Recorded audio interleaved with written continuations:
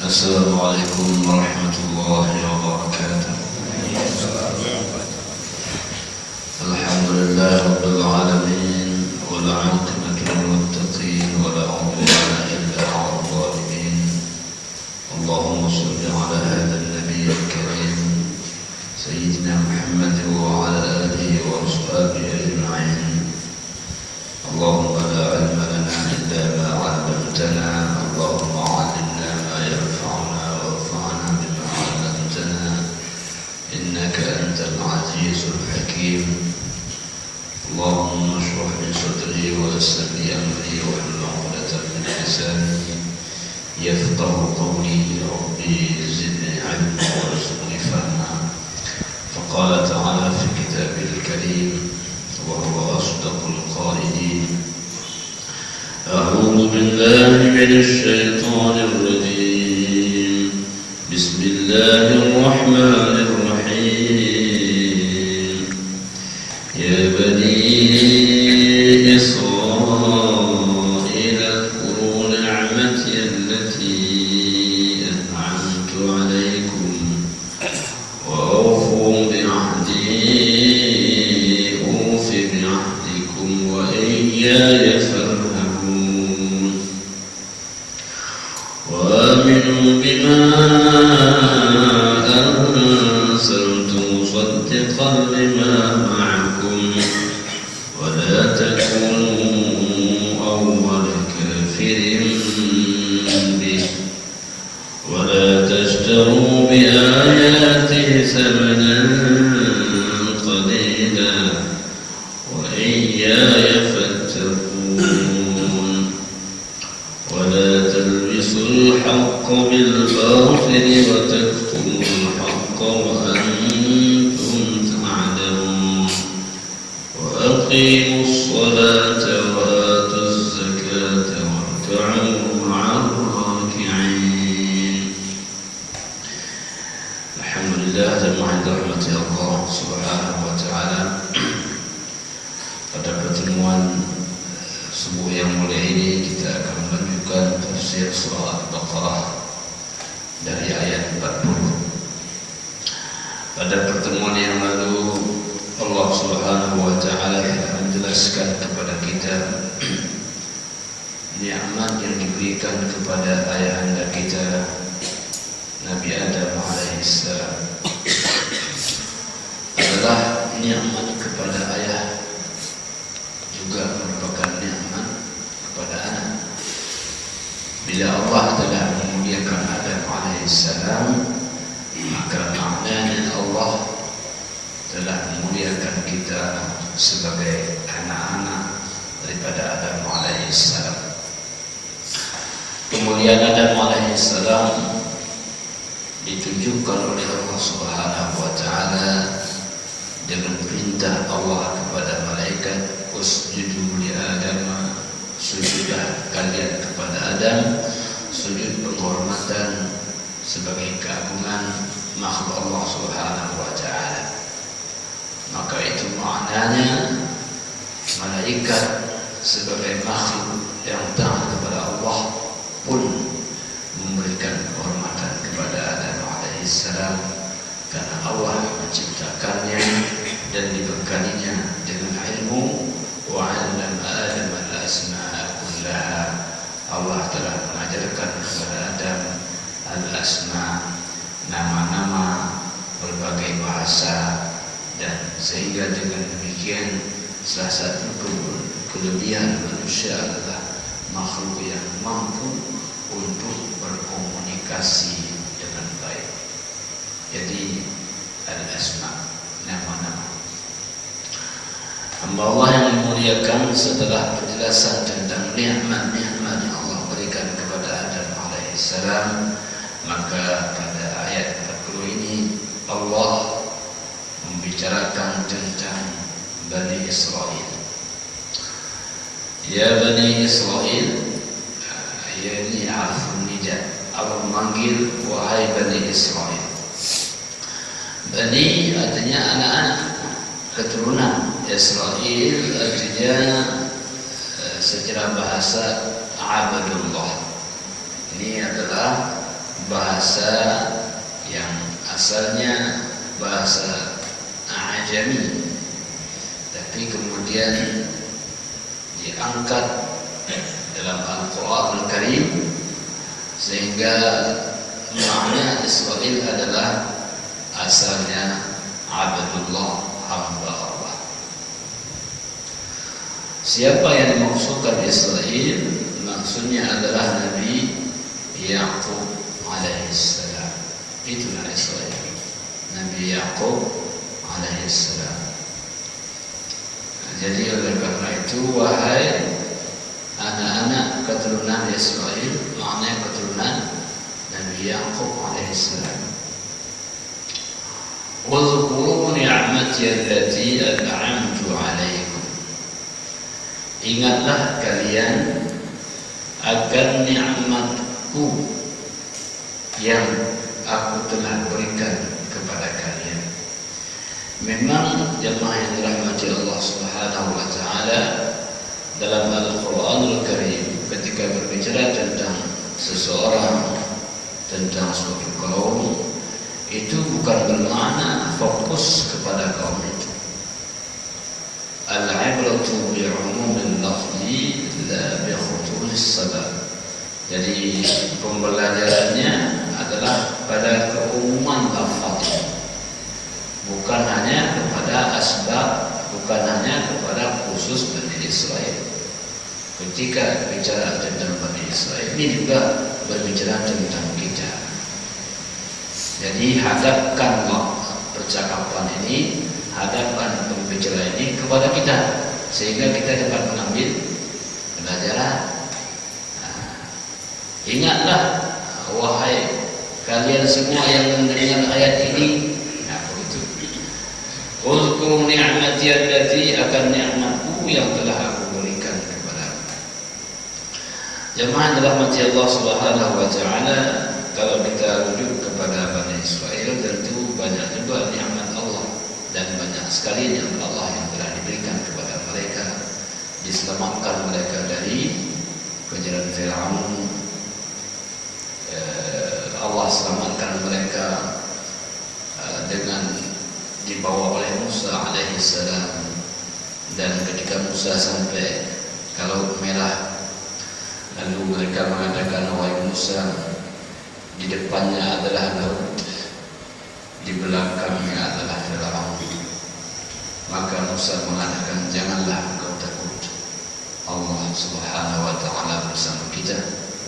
Maka Allah perintahkan kepada Musa untuk memukul laut dengan tongkatnya, maka terbelahlah laut.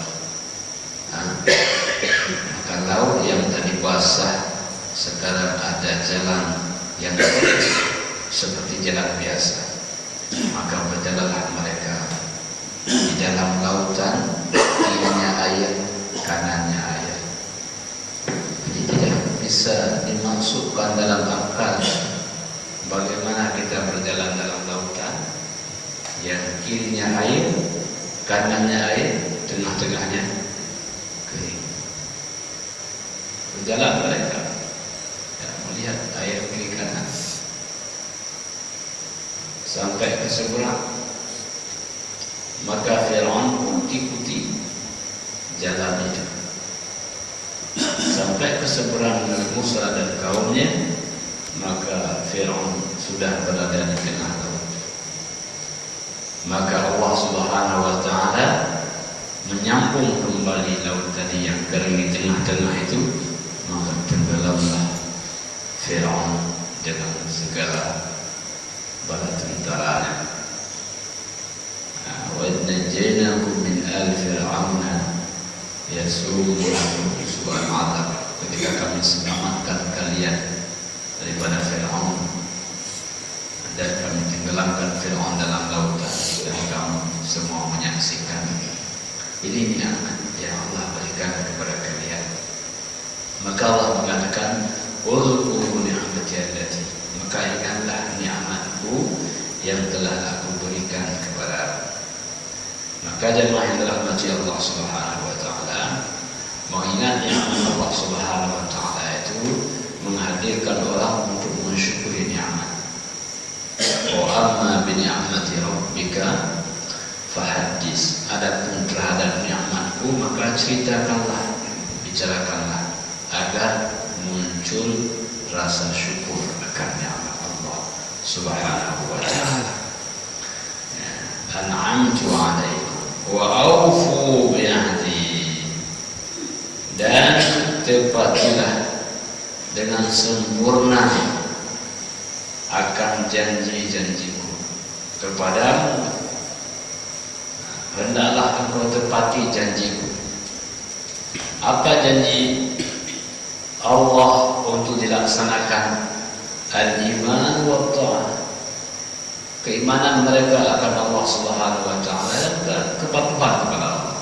Allah tidak minta yang lain. Berimanlah engkau kepadaku dan patuhilah apa yang kuperintahkan kepadamu, maka ufi bi'ahdikum, aku akan tepati janjimu kepadaku. Maknanya aku akan balas kalian dengan pahala, dengan bertambah nikmat dan seterusnya. Maka oleh karena itu jemaah yang dirahmati Allah Subhanahu wa ta'ala, dalam ayat ini kita pertama sekali harus melaksanakan kewajiban, baru kemudian kita akan memperoleh hak kita. Jangan kita lebih dahulu minta hak, kemudian baru kita laksanakan kewajiban. Itu sebenarnya tidak sesuai dengan etika dan tidak sesuai dengan akhlak Al-Quran. Sebagaimana yang sudah kita bicarakan dalam surah Al-Fatihah, ketika Allah mengatakan dalam ayat yang keempat surah Al-Fatihah, iyyaka na'budu wa iyyaka nasta'in, hanya kepada engkau kami menyembah, kewajiban kalian menyembah aku, kata Allah.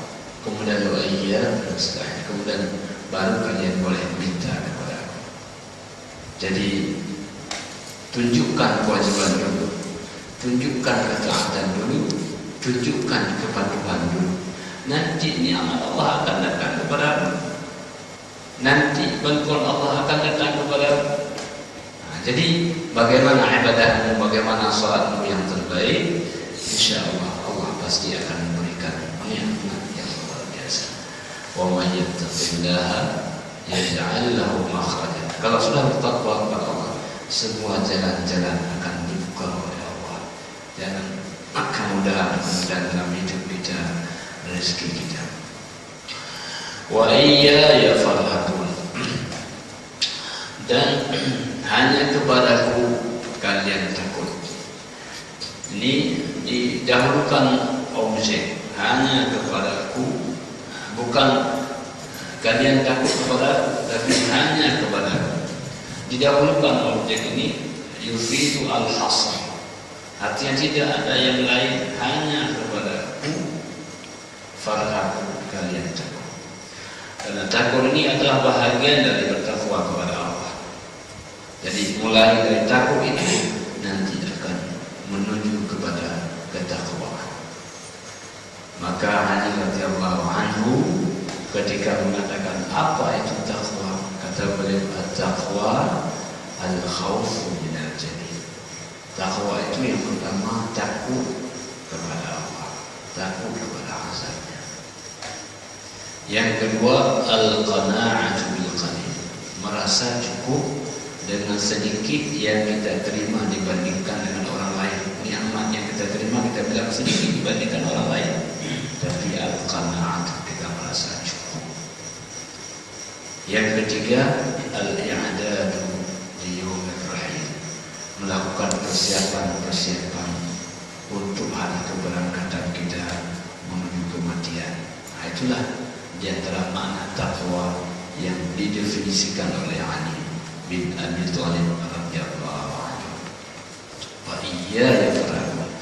Jadi ini Allah menjelaskan, Allah memerintahkan kepada Bani Israel, hendaklah kalian ingat akan nikmatku yang telah kuberikan kepadamu dan juga kepada ayah-ayahmu, kepada nabi-nabi sebelumnya, kepada Nabi Adam alaihissalam, la tu'ad wa la tuhsa, yang tidak dapat dihitung dan tidak dapat dihinggakan nikmat Allah kepada kita. Berikutnya adalah Allah katakan, tepatilah janjiku dengan ketaatan dan kepatuhan, maka aku akan memberikan balasan dunia dan balasan akhirat. Yang ketiga, wa iyaya farhabun, hendaklah engkau takut, ukhsyuni, takutlah kepadaku, tidak kepada selain. Itu jemaah dirahmati Allah, surah yang ke-40.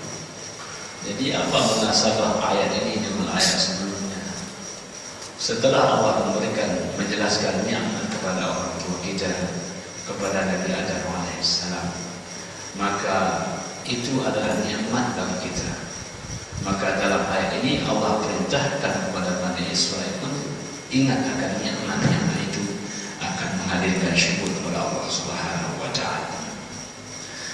Pada ayat 41 Allah mengatakan, wa aminu bima anzaltu musaddiqan lima ma'akum wa la takunu awwala kafirin bih. Dan hendaklah kalian beriman apa yang telah aku turunkan. Maknanya adalah Al-Quran Al-Azim. Berimanlah kalian kepada Al-Quran, iman kepada kandungannya, pahami maknanya, amalkan isi kandungannya. Musaddiqan lima ma'akum, yang hadirnya Al-Quran itu membenarkan kitab-kitab yang sebelumnya. Al-Quran membenarkan kitab-kitab Taurat yang menjelaskan tentang keesaan Allah Subhanahu wa taala, menjelaskan tentang kenabian sebelumnya. Maka berimanlah kepada Al-Quran. Al-Quran, kitab yang hadir, membenarkan isi kandungan kitab-kitab yang Allah turunkan sebelumnya. Jadi jemaah yang dirahmati Allah, Al-Quran mencakup kandungan-kandungan kitab sebelumnya di dalamnya. Wa la takunu awwala kafirin bih, janganlah kalian menjadi orang yang kufur sebagaimana yang kita katakan sebelumnya, artinya menutup. Janganlah kalian menutup hati untuk tidak beriman. Bukalah hatimu dengan ikhlas. Janganlah kalian menjadi orang yang menutup hati dari keimanan sehingga menjadi orang yang ingkar. Janganlah kalian menjadi orang yang pertama ingkar, karena harus kalian orang yang pertama yang beriman. Telah mendatangkan kepada kalian nabi-nabi, satu demi satu datang untuk menjelaskan akan hadirnya Nabi Muhammad SAW yang akan membawa risalah, yang akan membawa mukjizat yang besar, mukjizat Al-Quran. Mukjizat yang paling besar Al-Quran. Kenapa paling besar? Yang pertama, Al-Quran adalah mukjizat ma'nawiyah. Jadi sebelumnya adalah mukjizat madiyah, mukjizat materi. Tongkat menjadi ular, materi. Sebentar selesai. Sedangkan Al-Quran tidak, dia mukjizat ma'nawiyah, kandungannya tidak pernah habis selama-lamanya. Yang kedua, Al-Quran adalah mukjizat yang mu'abbadah, dia berfungsi selamanya.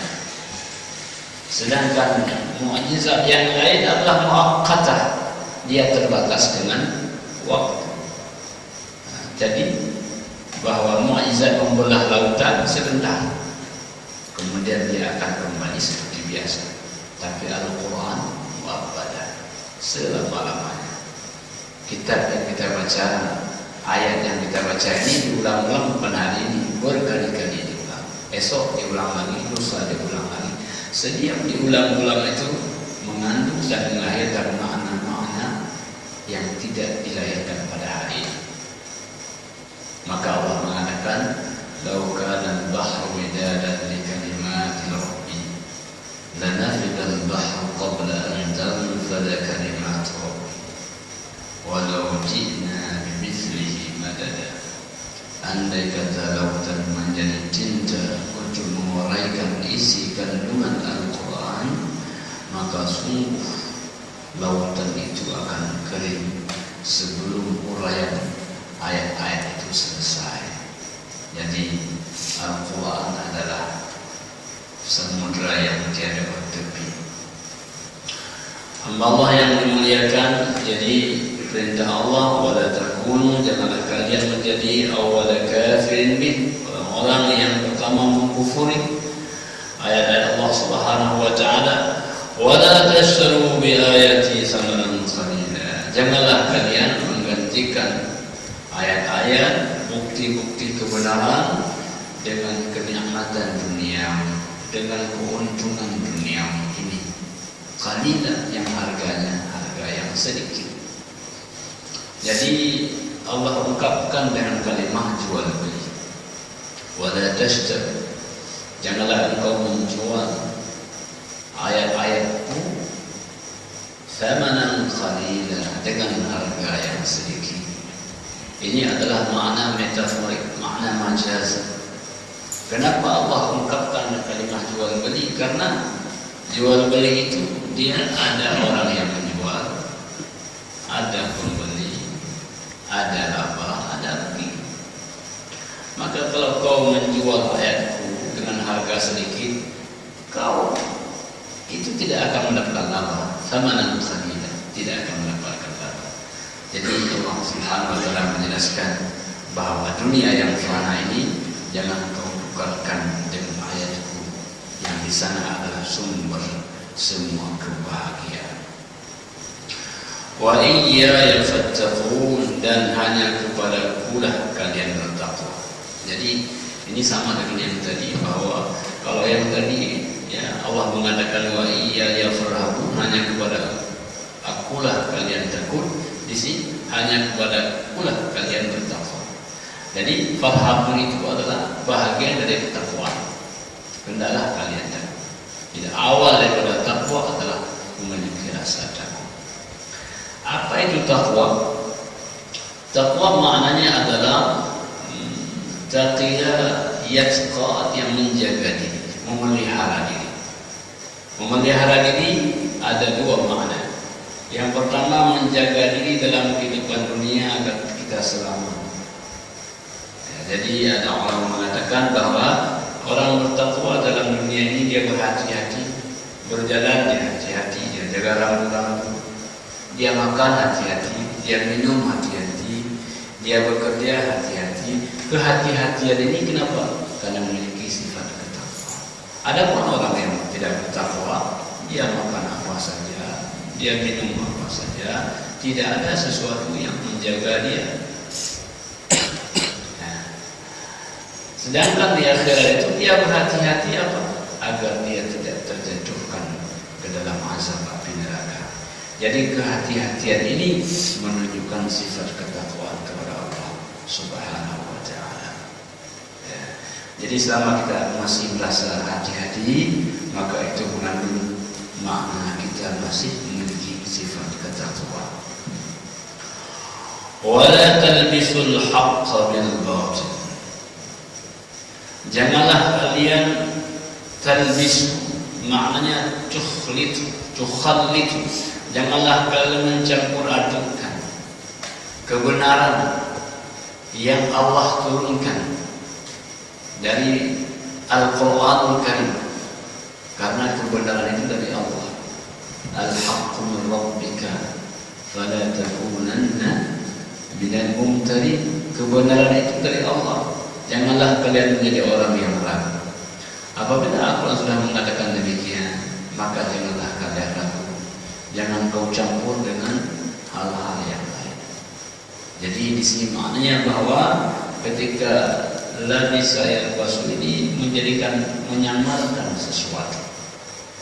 Sudah jelas Al-Quran mengatakan seperti ini, kemudian kita samakan, itu artinya iltibas, menjadi samar.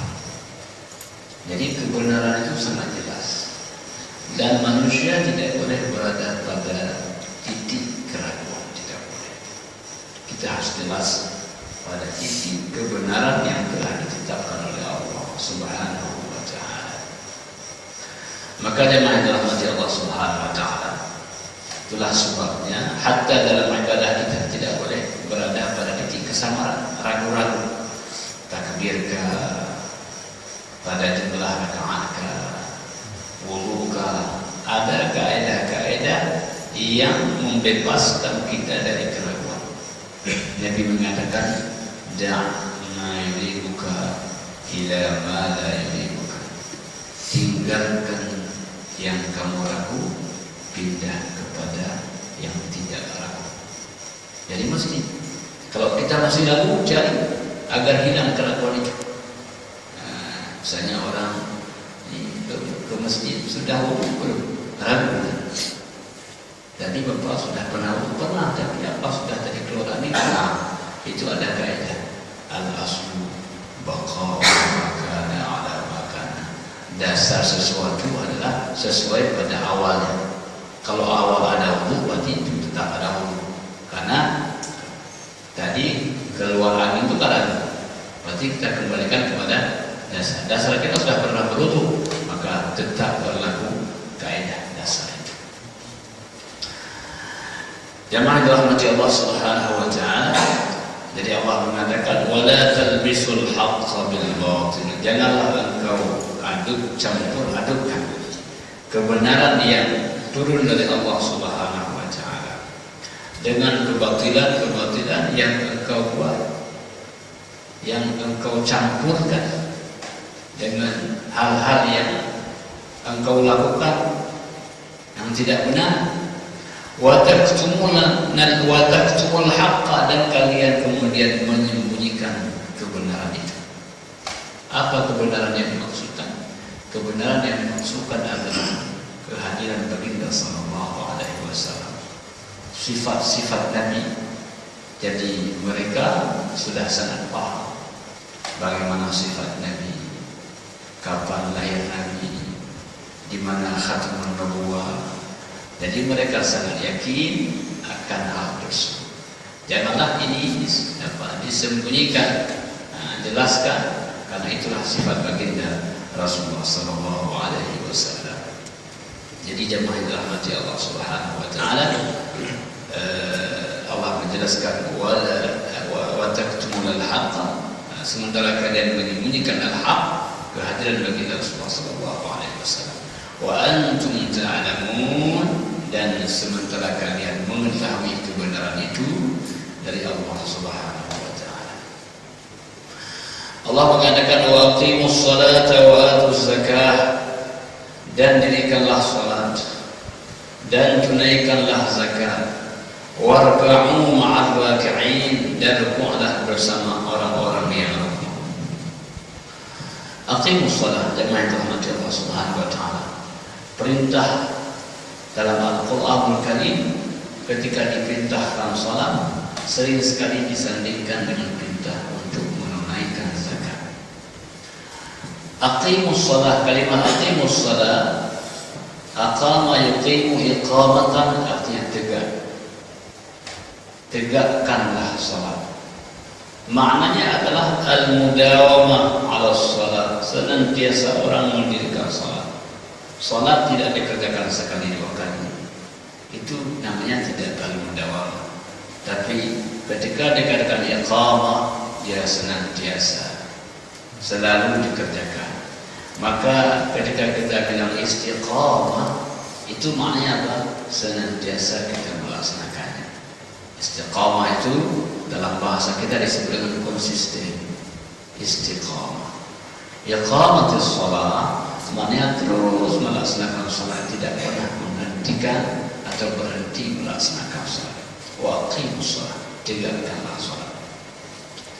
Maka jemaah yang dirahmati Allah Subhanahu wa taala, bila orang tidak melaksanakan secara kontinu salatnya, maka dia belum mendirikan salat. Dia baru melaksanakan salat. Wa aqimus shalah. Wa atuz zakah, dan tunaikanlah zakat. Bila salat merupakan ibadah jasadiah yang dia pengorbanan badan kita, tenaga kita, maka zakat adalah pengorbanan harta kita. Jadi ada pengorbanan tenaga, ada pengorbanan harta. Aqimus shalah itu adalah ibadah jasadiah. Wa atuz zakah itu ibadah maliyah. Maka antara ibadah jasadiah dan ibadah maliyah mestilah dia seiring. Tidak akan ada makna ibadah jasadiah tanpa ibadah maliyah. Sebagaimana tidak ada makna ibadah maliyah tanpa ada ibadah jasadiah. Maka keseimbangan dua hal ini itulah yang dijaga dalam Al-Quran. Wa aqimus shalah wa atuz zakah. Dirikanlah salat dan tunaikanlah zakat. Kalau salat implikasinya kepada kesalehan individual, maka zakat implikasinya adalah kepada kesalehan sosial. Jadi orang yang melaksanakan salat akan hadir sosok yang santun, yang sopan, yang patuh. Sosok yang menunaikan zakat akan hadir sosok yang peduli, yang ada belas kasihan melihat orang fakir, orang miskin. Jadi inilah paduan ini yang hadir dalam masyarakat kita. Tidak bisa orang hidup hanya dengan kesalehan individual tanpa mempedulikan akan lingkungannya. Warka'u ma'ar raki'in, dan rukuklah bersama orang-orang yang rukuk. Nah, rukuk ini adalah bahagian dari salat. Salat kan banyak, ada berdiri, rukuk, sujud.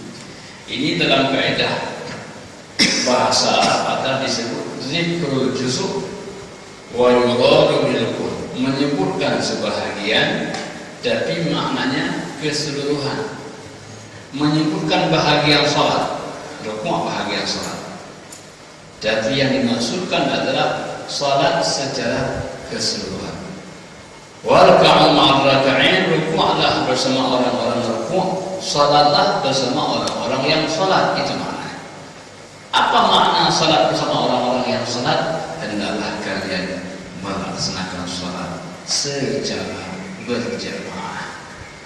Inilah dalil bahwa keniscayaan kita untuk melaksanakan salat berjamaah. Jadi oleh karena itu jamaah yang dirahmati Allah Subhanahu wa taala, kalau kita tidak memiliki uzur syar'i, maka sebuah keniscayaan kita hadir untuk melaksanakan perintah Allah Subhanahu wa taala, salat berjamaah. Salatul jamaati afdalu min salatil fardhi bi 70 wa 20 darajah. Salat berjamaah itu lebih afdal dari salat sendirian dari 27 derajat. Jadi apabila ada 3 orang lalu tidak memandangkan azan dan tidak melaksanakan salat berjamaah, faqad istahwaza 'alaihim syaitan, mereka sudah dikuasai oleh syaitan. Maka oleh karena itu jemaah yang dirahmati Allah Subhanahu wa taala, kita hendaklah membiasakan untuk hadir dalam salat berjamaah.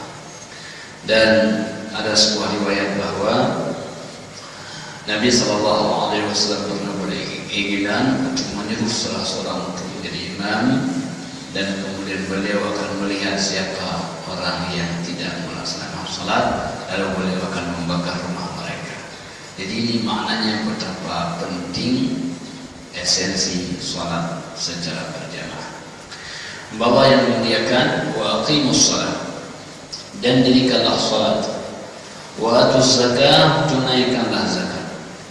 Banyak orang yang mendirikan salat tapi tidak mau menunaikan zakat. Padahal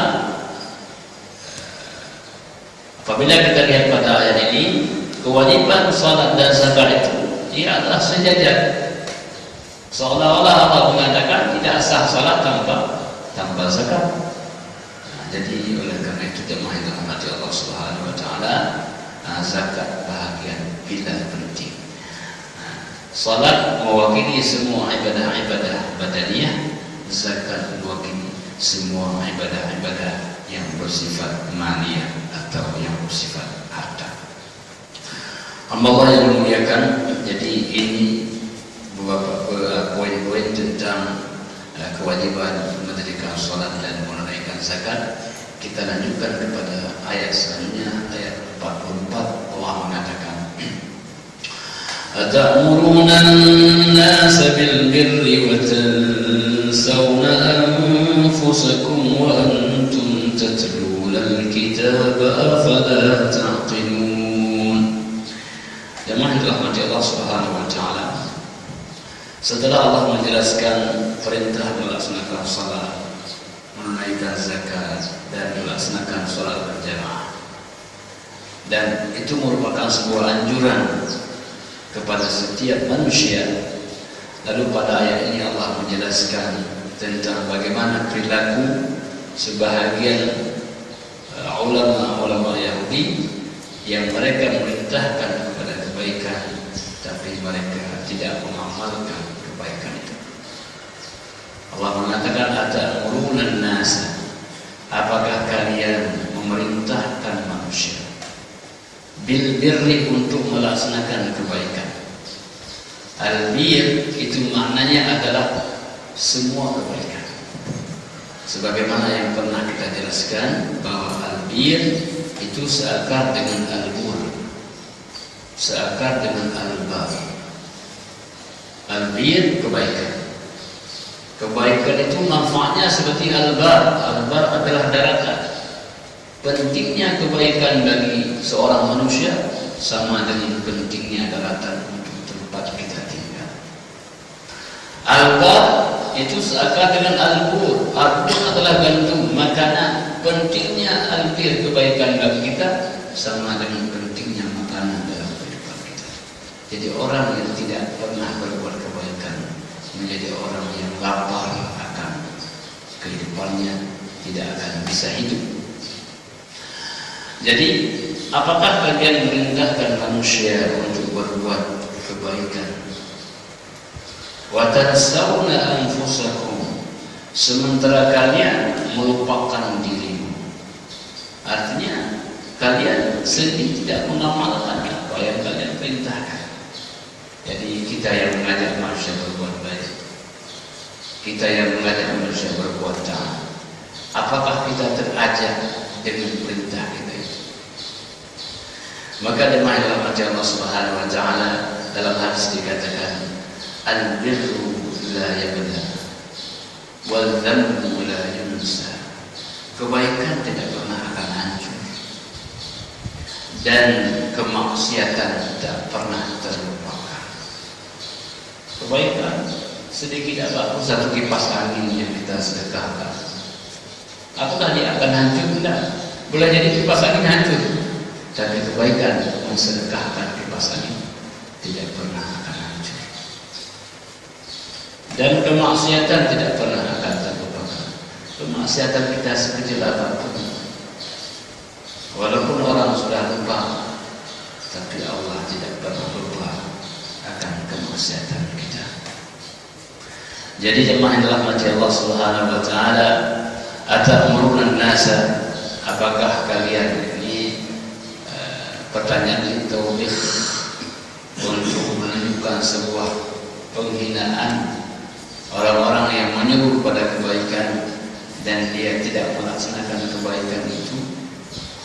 Wa tansawna anfusakum, dan kalian melupakan diri kalian sendiri. Wa antum tatluna kitab, sementara kalian membaca Alkitab, kandungannya, pemahamannya, kalian lebih tahu. Afala ta'qilun, tidakkah kalian memahami, tidakkah kalian mengerti betapa jelek perbuatan dan sikap seperti itu, menyuruh orang berbuat baik sementara kalian tidak berbuat. Maka oleh karena itu, Baginda sallallahu alaihi wasallam sebelum memerintahkan orang beribadah, beliaulah orang yang paling kuat. Kalau beliau mengajak orang melaksanakan tahajud, beliau orang yang pertama bengkak kakinya untuk melaksanakannya. Kalau beliau menyuruh sedekah, maka beliau orang yang tidak pernah harta itu nginap di rumahnya.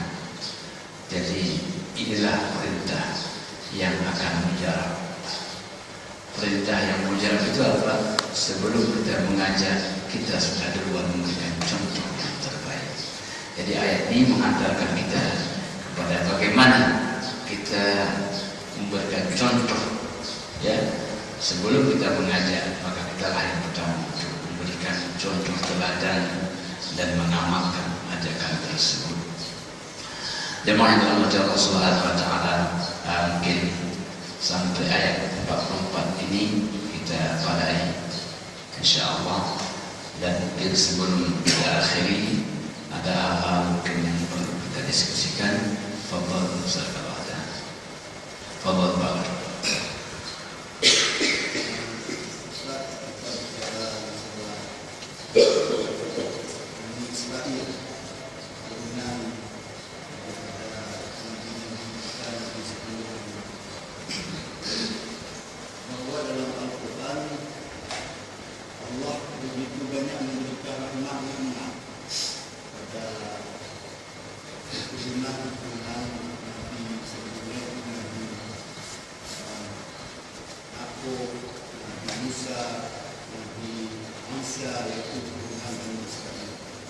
Sehingga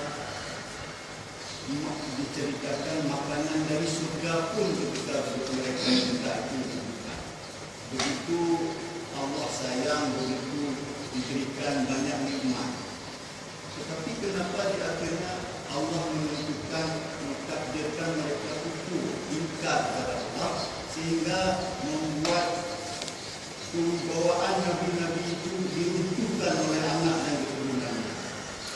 Bila dibandingkan dengan Nabi kita Nabi Muhammad SAW, keturunan Nabi Muhammad, apakah Sayyid, apakah Habib, apakah Syarifah, itu memang dituntun oleh Rasulullah supaya tetap menjaga amal ma'ruf nahi munkar.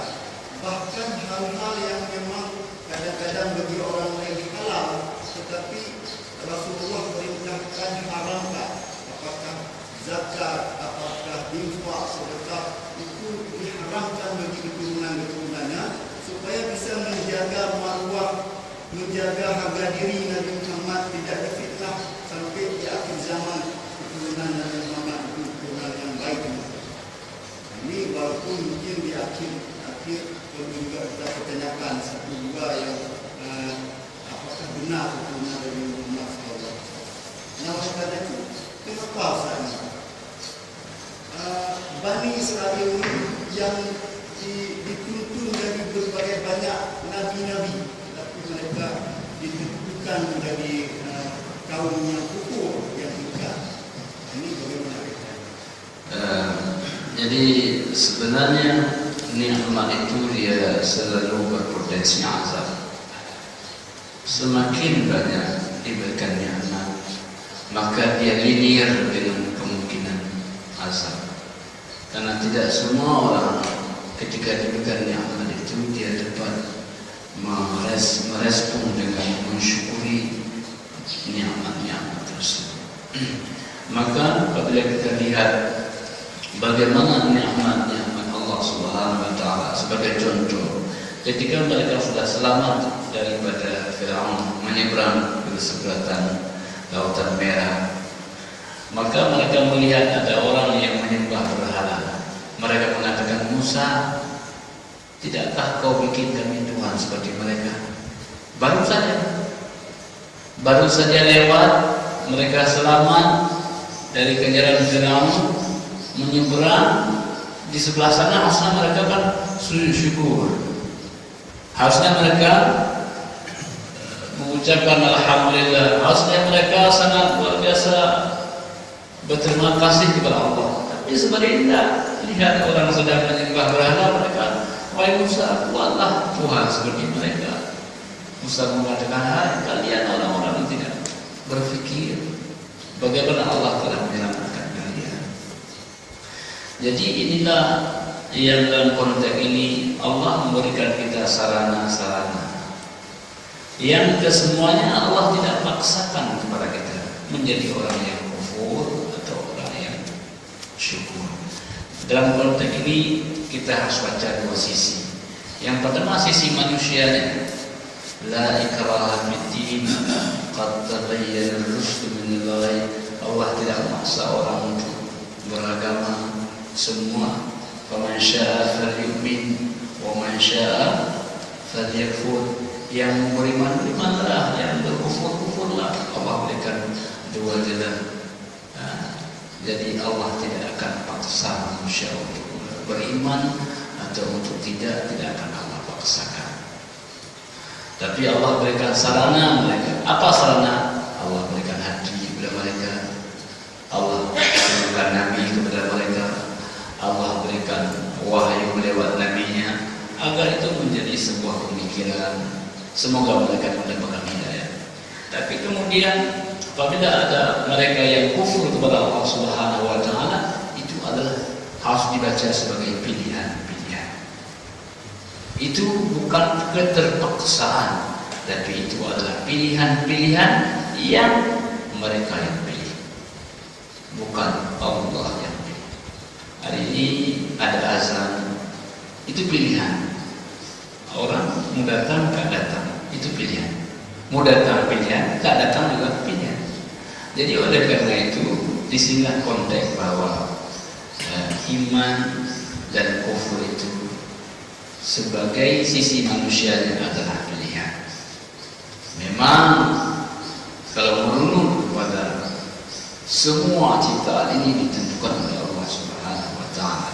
Wa tammat kalimatu rabbika sidqan wa 'adlan la mubaddila li kalimatihi wa huwas samiul 'alim. Manusia tidak boleh dia mendalami itu. Kenapa? Karena kita tidak sanggup sampai kepada tingkatan yang ketentuan Allah di Lauh Mahfuz itu. Tetapi dalam konteks kita sebagai hamba Allah, Allah telah memberikan pilihan-pilihan, sarana-sarana yang sarana itu memungkinkan orang untuk beriman dan memungkinkan untuk orang kufur kepada Allah Subhanahu wa taala. Adapun umat Nabi Muhammad sallallahu alaihi wasallam, keturunan baginda sallallahu alaihi wasallam, demikian pula Allah memberikan pilihan-pilihan. Ada Abu Lahab. Siapa Abu Lahab? Paman baginda Rasulullah sallallahu alaihi wasallam, tidak beriman kepada Allah Subhanahu wa taala. Ada Abu Thalib. Kalau Abu Lahab membenci Rasulullah sallallahu alaihi wasallam, tidak senang kepada baginda sallallahu alaihi wasallam, dan akhirnya tidak beriman kepada Rasulullah. Ada Abu Thalib sayang kepada Nabi sallallahu alaihi wasallam, mendukung dakwah Nabi sallallahu alaihi wasallam, tapi tidak beriman.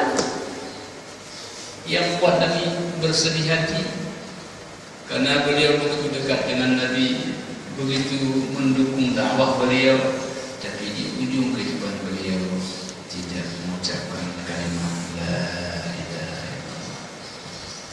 Jadi inilah yang kita sebut bahwa iman itu tidak bisa diwarisi. Iman itu adalah pilihan-pilihan.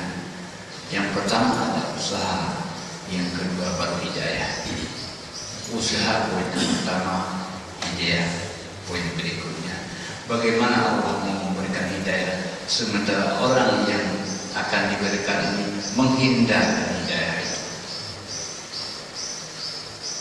Bagaimana Allah hendak menganugerahkan sesuatu kepadanya sedangkan orang yang dimaksudkan selalu menghindar dari Allah Subhanahu wa taala? Jadi kembali kepada yang bersangkutan, wa ma zalamahumullahu walakin kanu anfusahum yadhlimun.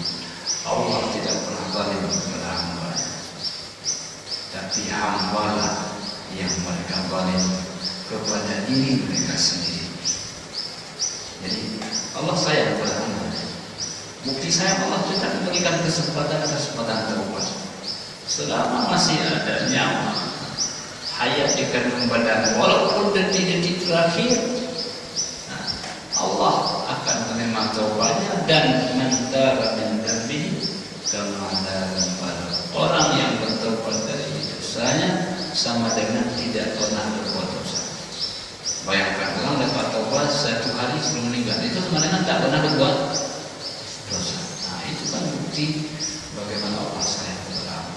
Jadi karena itu saya pikir itu pilihan-pilihan yang mereka ada yang beriman, ada Abdullah bin Salam, ya, ada Ubay bin Ka'ab, ya. Jadi mereka yang beriman ada yang beriman ada. Nah, ini pilihan-pilihan. Jadi memang orang yang pilih kepada ketidakbenaran lebih banyak. Maka Allah menyatakan wa qalilun min ibadiy syakur. Hanya sedikit hamba-hamba yang mau bersyukur. Memang yang bersyukur itu nilainya atau jumlahnya tidak banyak, jumlahnya sedikit. Ya.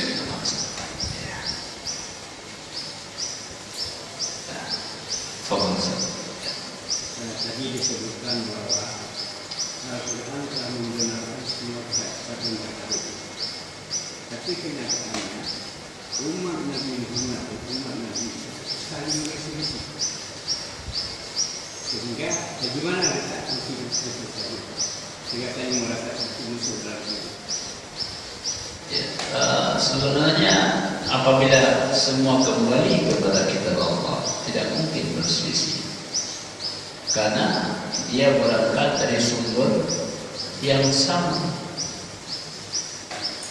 Tidak mungkin sumber yang sama menghasilkan perbedaan.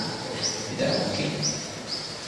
Maka apabila ada perselisihan, maka kembalilah kepada Allah Subhanahu wa Ta'ala. Apa yang mereka perselisihkan? Jadi hakikatnya Allah menjelaskan baik dalam kitab sebelumnya atau dalam kitab Al-Quran Karim, pokok-pokok keimanan ketauhidan sama.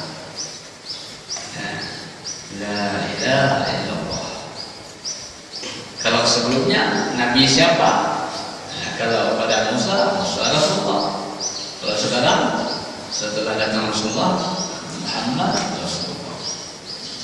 Jadi tidak mungkin ada perbedaan karena pada dasarnya kembali kepada sumber yang satunya. Maka Allah mengatakan, "Qul ya ahlal kitab ta'alu ila kalimatin sawa." Wahai ahli kitab, hendaklah kalian bersama-sama kepada sebuah kalimat yang lurus. Alla na'budu illallah. Yang pertama, tidak menyembah selain Allah. Wala nusyrika bihi syai'an. Tidak mensyarikatkan sesuatu dengan Allah Subhanahu wa Ta'ala.